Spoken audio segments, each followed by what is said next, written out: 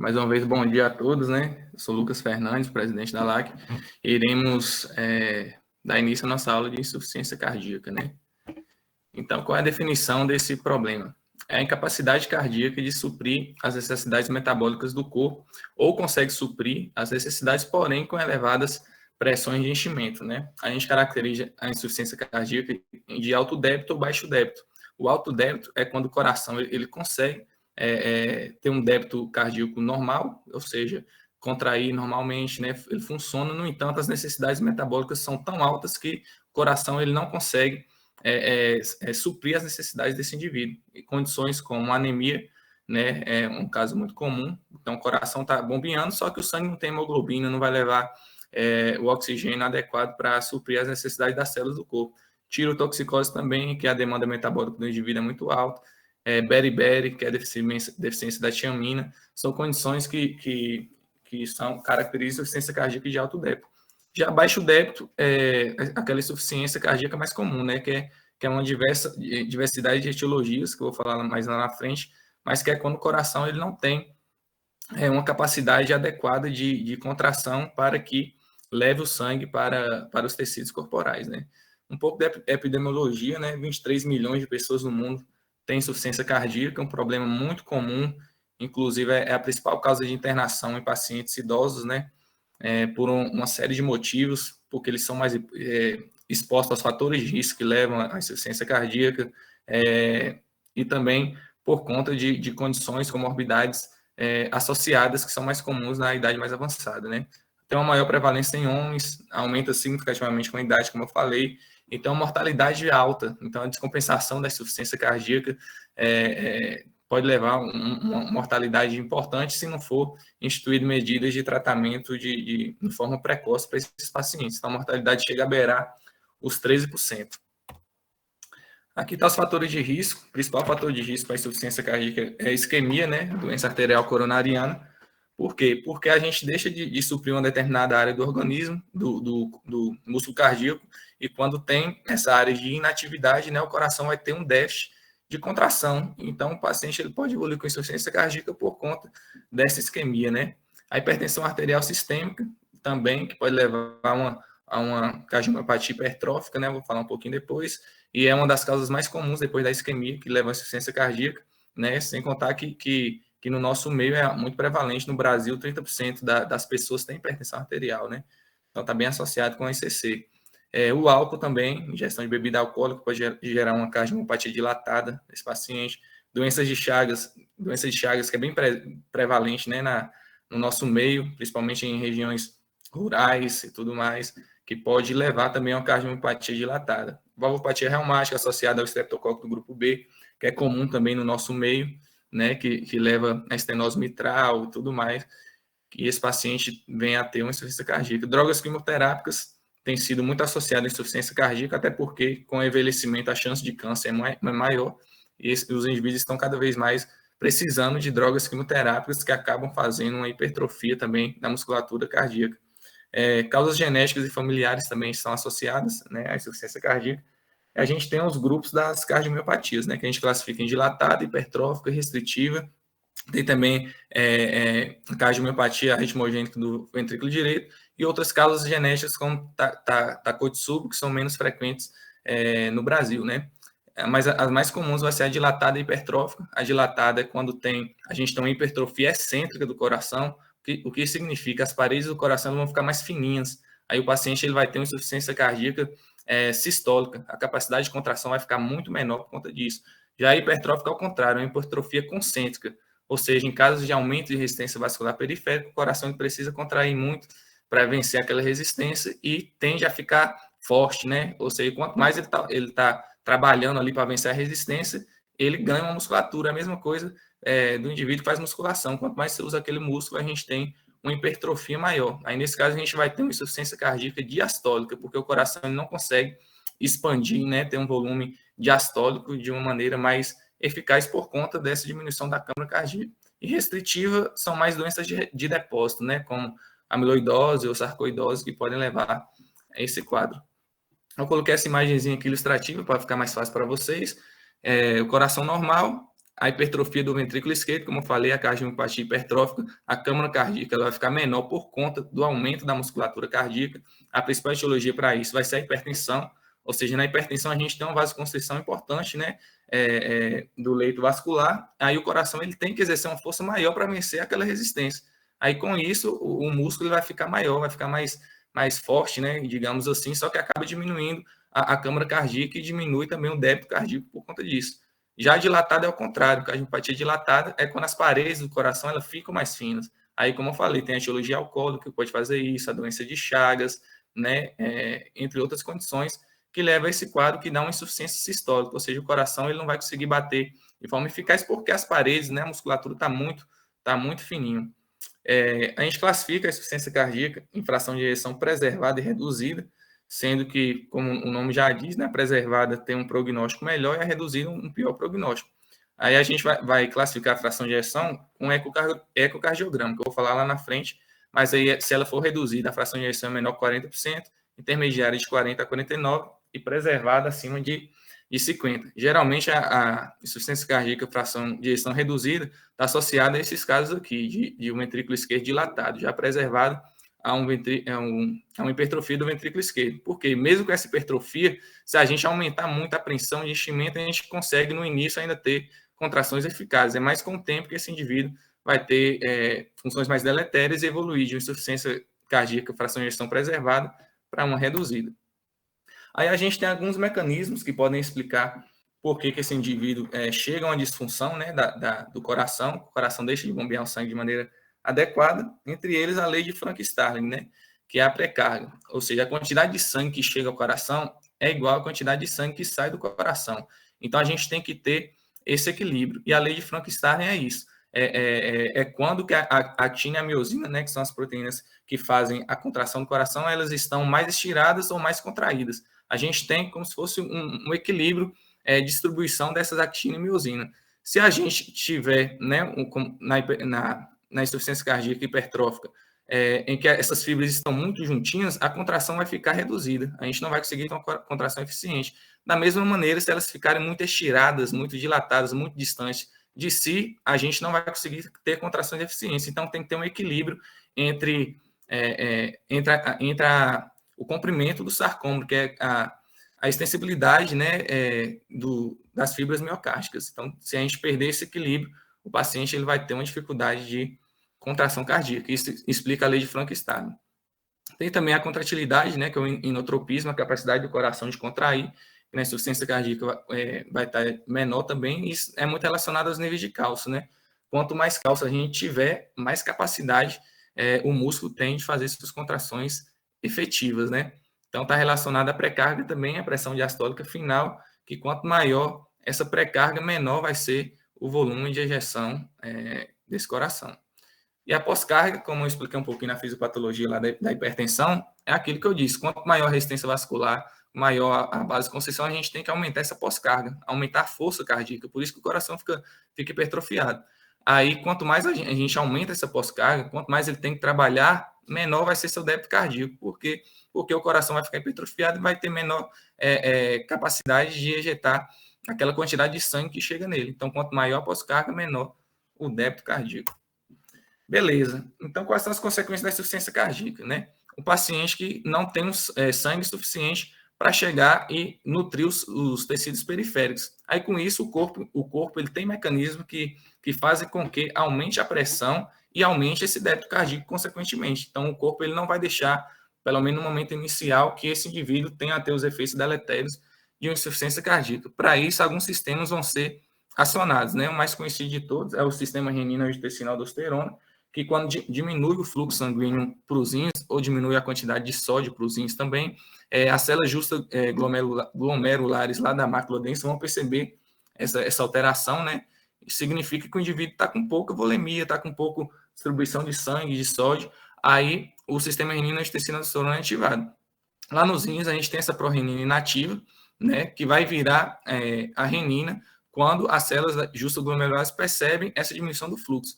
Essa renina é importante porque ela vai transformar o angiotensinogênio em angiotensina 1, que é produzido no fígado, né? Essa angiotensina 1 ela não tem atividade ativa e ela precisa virar angiotensina 2 para que exista suas ações. Para isso, utiliza a enzima conversora de angiotensina, que é produzida principalmente nos pulmões, para que vire a sua forma ativa, que é a angiotensina 2. Quais são as principais ações dessa angiotensina? No sistema nervoso central, aumenta a ativação simpática. No endotélio vascular, vai gerar diminuir a disfunção, né? No músculo liso também, a inflamação, e com isso causando uma vasoconstrição periférica, vai ser o objetivo, né? Para aumentar a distribuição de sangue. Nas células miocárdica, principalmente a longo prazo, nós teremos um maior crescimento e fibrose dessas células miocárdica quando a angiotensina está estimulando de forma mais crônica, né, e a longo prazo. Lá nos rins vai aumentar a retenção de água e sódio, e no córtex adrenal vai aumentar a liberação de aldosterona, que essa aldosterona vai promover também uma fibrose cardíaca e retenção de sódio e água. Então, qual é o objetivo do sistema renina-angiotensina-aldosterona? Aumentar a volemia, aumentar a vasoconstrição, e tudo isso faz com que os tecidos periféricos sejam mais nutridos, né, com a chegada maior de sangue, devido ao estímulo cardíaco que esse sistema é capaz de fazer. E o sistema nervoso simpático, né, no nosso corpo a gente tem baroreceptores e quimioreceptores, principalmente localizados no arco da aorta, né, na carótida, que eles vão perceber diminuições também do fluxo sanguíneo. Então, se o coração está levando pouco sangue para os tecidos periféricos, esses receptores vão perceber isso e vão fazer com que ocorra uma ativação do sistema nervoso simpático lá no nosso cérebro. E quais as principais ações deles? Aumentar a frequência cardíaca, né, que é o cronotropismo, e o inotropismo, que é a contratilidade. Aumenta também a retenção de água e sódio e faz uma vasoconstrição periférica, tudo isso melhora a nossa perfusão. Temos também o tônus vascular, né, que ele vai alterar um pouquinho na insuficiência cardíaca, porque a gente tem que o endotélio libera vasoconstritores e vasodilatadores. No caso da insuficiência cardíaca, nós teremos um aumento da endotolina e da vasopressina, que são vasoconstritores, com o objetivo de melhorar também a insuficiência cardíaca desse paciente. E tudo isso aí que eu falei é como eu disse, primariamente, né, o indivíduo está evoluindo agora com insuficiência cardíaca, ou seja, aquele indivíduo que teve um infarto, ele vai ter insuficiência cardíaca inicialmente, só que ela vai ser compensada por conta desses mecanismos. Eles conseguem compensar inicialmente esse paciente, só que com o tempo, com o estímulo progressivo, principalmente nos receptores beta-adrenérgicos do coração, né, do sistema nervoso simpático ali atuando, eu preciso que o coração contraia mais, libere mais sangue. Isso a longo prazo vai ser deletério. Por quê? Porque vai causar uma fibrose, né, e morte de miócitos do coração. Então, por isso que até no tratamento da insuficiência cardíaca, né, para que a gente diminua a mortalidade desse paciente, a gente tem que atuar em cima desses sistemas para que diminui esse remodelamento cardíaco e fibrose. Como eu falei, no início é bom, mas depois acaba tendo efeitos deletérios. Temos também liberações dos peptídeos natriuréticos, que eles são importantes, né? Até utilizado na insuficiência cardíaca, também, no tratamento da insuficiência cardíaca, que é o ProANP e ProBNP. Então, quando a gente aumenta, né, o retorno venoso, aumenta a extensão das câmaras cardíacas, a gente tem liberação, né, desses peptídeos, que eles vão servir justamente para que tenha uma vasodilatação, eles vão eliminar água e sódio e vão diminuir também a hipertrofia e fibrose. Então, ele tem os efeitos totalmente contrários à da angiotensina 2. Então, eles são benéficos, né, no paciente que está com essa insuficiência cardíaca, né, que já está evoluindo com remodelamento. Temos uma enzima que vai degradar o ProANP e o ProBNP, que é a neprilisina, né? Essa enzima é utilizada até a inibição dela lá no tratamento com a utilização do sacubitril, né? Que é uma substância que inativa essa neprilisina e aumenta os níveis do ANP e BNP, consequentemente tem efeitos benéficos para o paciente com insuficiência cardíaca. Agora, entrando em quadro clínico, né? A gente tem que pensar toda a anatomia cardíaca, aonde que o ventrículo direito vai levar seu sangue, aonde que o ventrículo esquerdo vai levar seu sangue, para assim a gente entender. Se a gente tiver uma insuficiência cardíaca do lado esquerdo, o sangue que vem para as câmaras esquerdas é aquele sangue proveniente do pulmão. Então, se a gente tem uma insuficiência, aquele sangue vai ficar estagnado, né, nas câmaras esquerdas e vai como se fosse retroceder ou ficar parado lá no pulmão. Então, o indivíduo ele vai ter sintomas de congestão pulmonar. Quais são os principais? Dispneia aos esforços, né? Então, o indivíduo ele vai sentir cansaço muito rapidamente. Temos dispneia paroxística noturna, que é uma condição em que o indivíduo ele vai acordar várias vezes na noite, relatando que está sentindo falta de ar. Então, ele senta na cama, abre a janela, volta, deita de novo. Então, é uma coisa que deixa o indivíduo muito incapacitado. Temos também inquietação, né? Confusão, ortopneia. Então, sempre que o indivíduo deita, ele tende a ter uma falta de ar, porque quando a gente deita, a gente aumenta o nosso retorno venoso, consequentemente pré-carga. Aí esse indivíduo vai ter esses sintomas. Além disso, tosse, né? Como a gente tem água no pulmão por conta da congestão, o indivíduo vai tossir muito, na ausculta cardíaca vai ter crepitação, pode ter saliva com sangue, e o indivíduo vai ter taquipneia, né? Porque ele vai tentar compensar a diminuição de O2 por conta dessa congestão. Já pensando do lado direito do coração, o sangue que chega às câmaras direitas são o sangue provindo da nossa circulação sistêmica, né? Ou seja, se a gente tiver uma disfunção do ventrículo direito, todo aquele sangue ele vai ficar estagnado no nosso corpo. Então, quais são os principais, né, achados? Edema de membro inferior, né? O paciente pode ter também ascite, pode ter hepatoesplenomegalia, ele tem fadiga, pressão venosa periférica vai estar aumentada, as veias jugulares estão estendidas, né? A gente pode ter até aquele reflexo hepatojugular, que é quando a gente palpa o fígado, a gente percebe uma turgência jugular, e também o ganho de peso por conta desse edema nesses pacientes. Então, essas são as principais características. Quando a gente entende um pouco a anatomia e por que tem aquela insuficiência, fica muito fácil da gente entender os sintomas também, né? O diagnóstico, a gente usa o diagnóstico clínico, os critérios de Framingham, que pode ser 2 critérios maiores ou um critério maior e 2 menores, para a gente fechar esse diagnóstico. Entre os critérios maiores, né, que são mais específicos para esse paciente, a gente tem os receptores pulmonares, como eu falei, pode ser audíveis, né?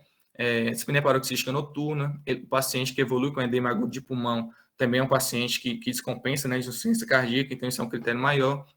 Uma turgência jugular patológica, paciente deitado, né, com inclinação a 45 graus, ele pode apresentar essa turgência jugular. O refluxo hepatojugular que eu falei, uma pressão venosa central acima de 16 centímetros de água, como eu falei também. A cardiomegalia na radiografia de tórax é um critério maior, ou seja, o paciente com a cardiopatia dilatada, ele tem um coração maior, né? A terceira bulha também, de Galope, pode estar presente. Perda de peso acima de 4,5 kg, 5 dias em resposta ao tratamento. Ou seja, se a gente der muito diurético para esse paciente, ele vai diminuir o edema, consequentemente vai perder um peso de forma significativa. Isso também entra entre os critérios maiores. E os menores, né, que são menos específicos, podem estar presentes em uma diversidade de comorbidades.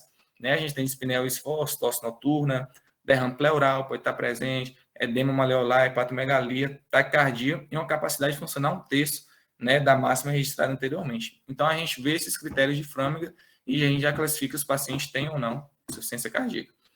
A gente tem alguns exames complementares que vão ser importantes também para a gente caracterizar, né, essa insuficiência cardíaca do paciente. O raio-x de tórax ele é muito utilizado principalmente para ver sinais de congestão pulmonar, né, ou seja, insuficiência cardíaca esquerda, esse paciente ele vai ter os sinais de congestão pulmonar. E também a cardiomegalia, né, como eu falei, é um achado importante, né, dessa doença. Então, o que a gente vê aqui no raio-x de tórax, na congestão pulmonar? Tem as linhas B de Kerner, né, que são achados bem presentes na congestão pulmonar.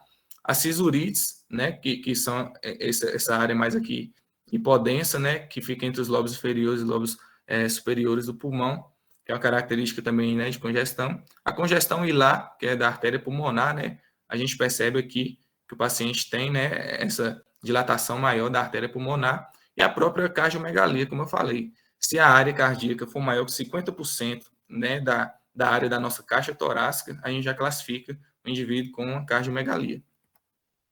A gente tem um eletrocardiograma também que pode ser utilizado, principalmente para achar sinais de sobrecarga de ventrículo esquerdo.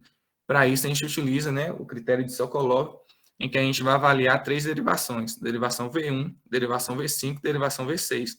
Na derivação V1, a gente vai olhar a onda S e contar quantos quadradinhos que tem. Da mesma maneira, a gente vai olhar lá em V5 e V6, só que a onda R. Então, a gente avalia a onda R em V5 e V6 e conta quantos quadradinhos que tem. Somando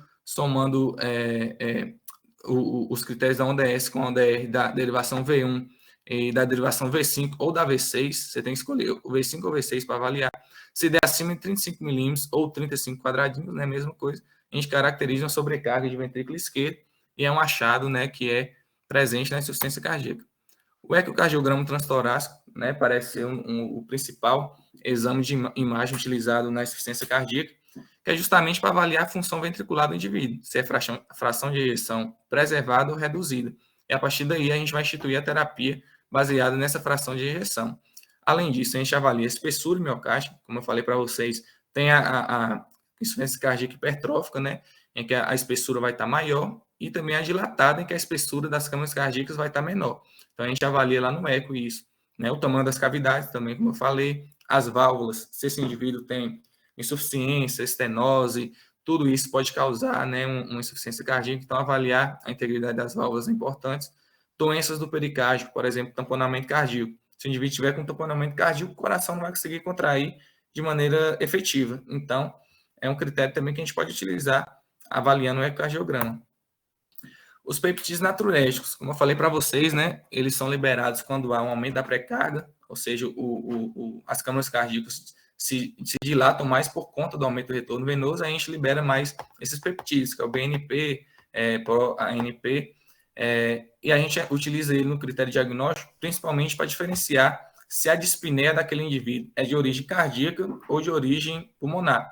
Então, aquele indivíduo que chega lá, né, com dispneia importante, a gente está com dúvida. É uma exacerbação de EDPLC, por exemplo? É uma exacerbação de uma asma? Aí a gente vai pedir esse peptídeo justamente para ver se é de origem cardíaca, insuficiência cardíaca, ou de problemas pulmonares.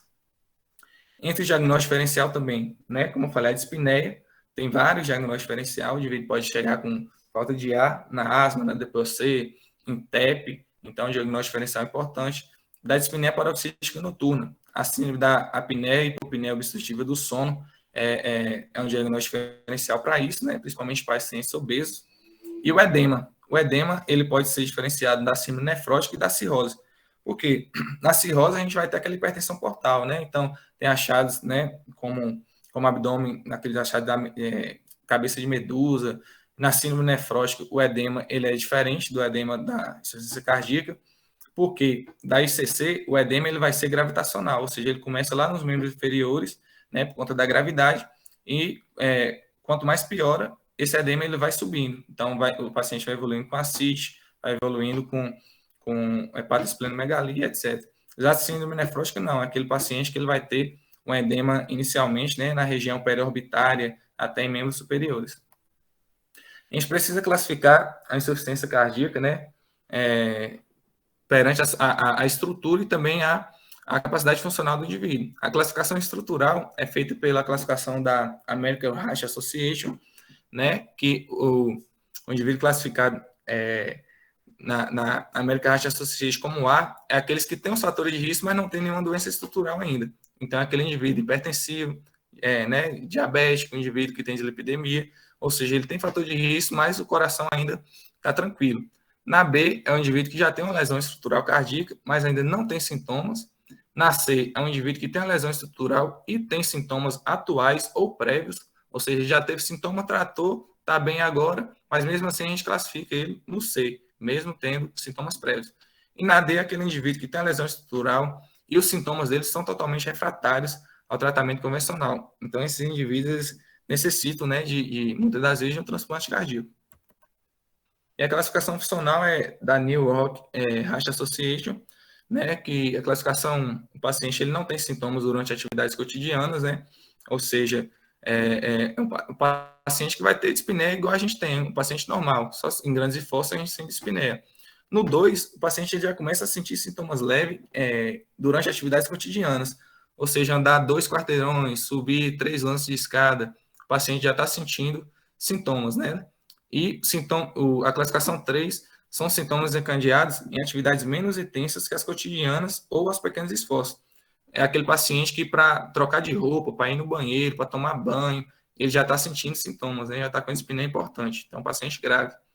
E a classificação 4 é os sintomas aos mínimos esforços ou até mesmo no repouso. É aquele paciente que ele precisa, né, de uma internação hospitalar urgente e geralmente é também refratário ao tratamento medicamentoso.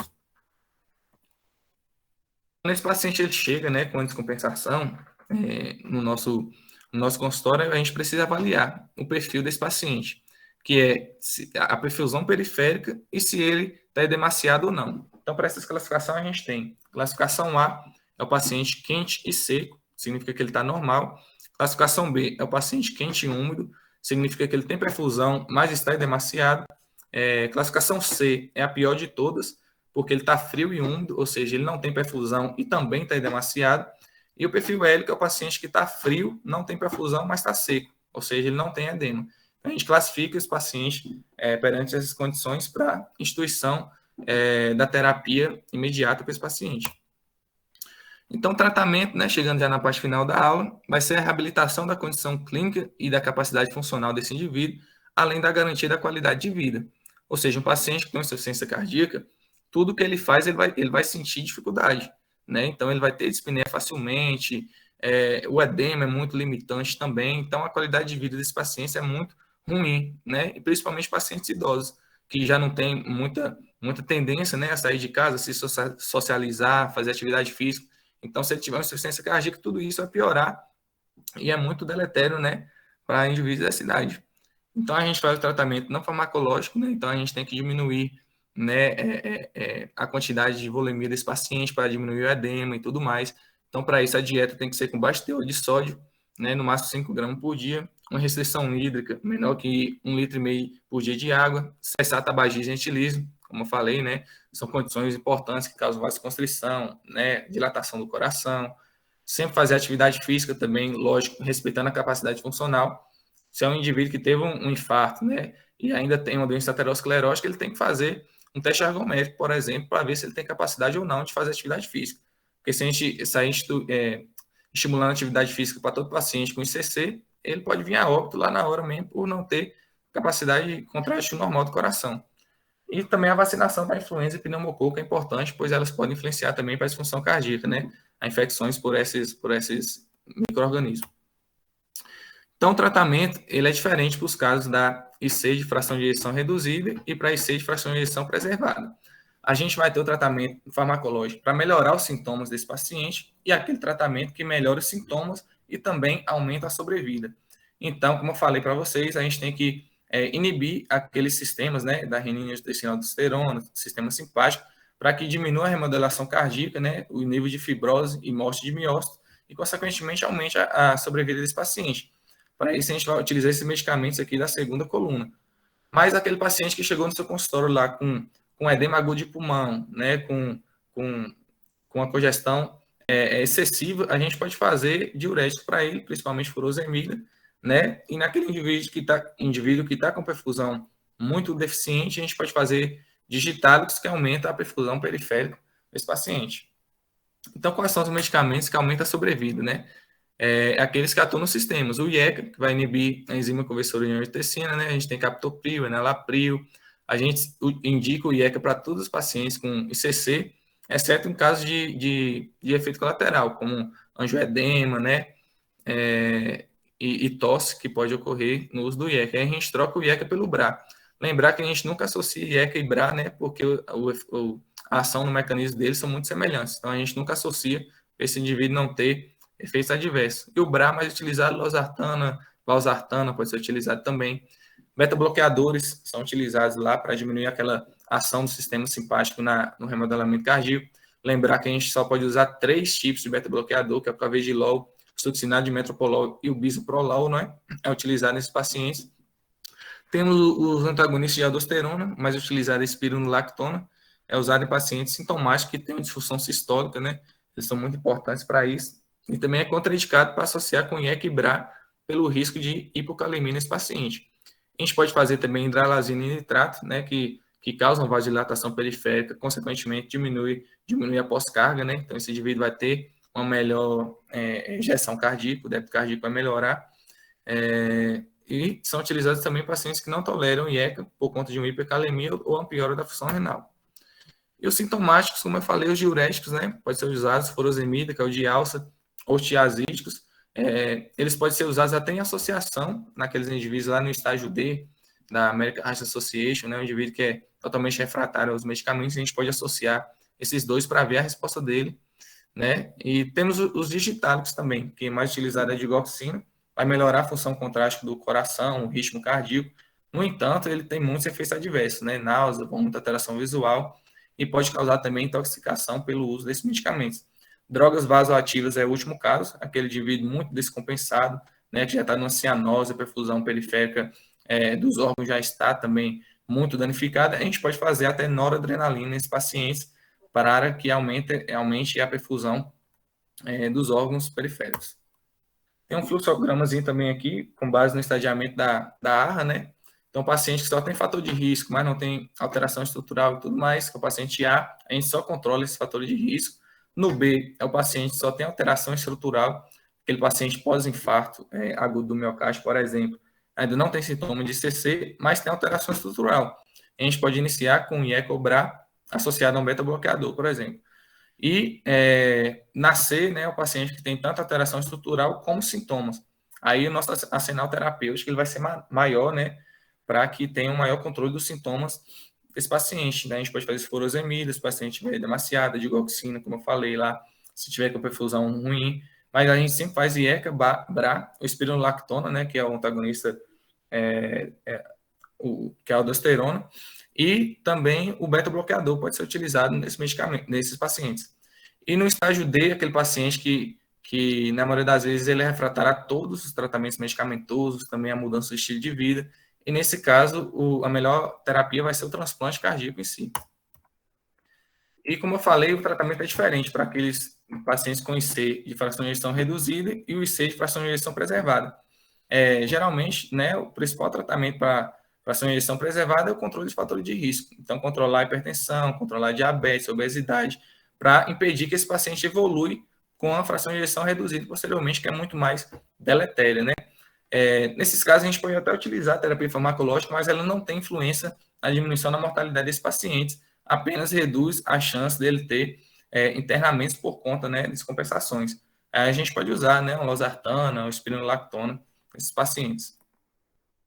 E as últimas medidas utilizadas no tratamento do paciente com insuficiência cardíaca pode ser o cardiodesfibrilador implantável, né? Principalmente aqueles indivíduos que já teve um infarto, né? O indivíduo que está desenvolvendo arritmia, lembrar que a principal causa de morte no indivíduo com insuficiência cardíaca é a arritmia, e você usando esse cardiodesfibrilador, sempre que ele tiver alguma alteração de ritmo cardíaco, seja o que for, a gente vai ter uns choques, né, lá no ápice do ventrículo, fazendo com que esse ritmo ele seja restabelecido.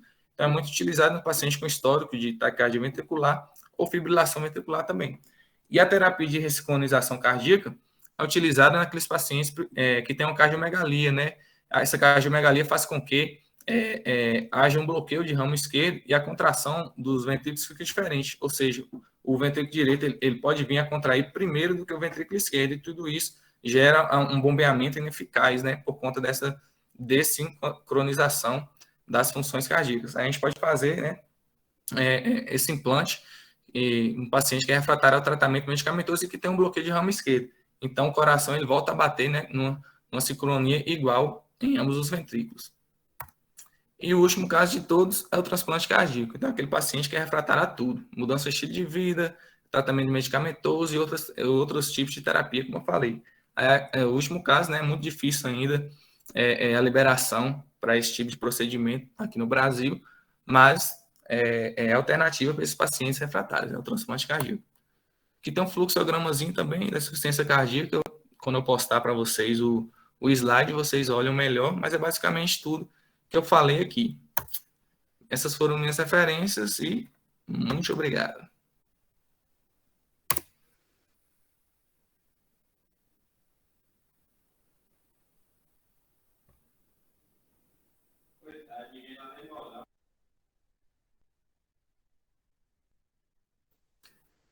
A galera que vai dar aula de DAC já está aí?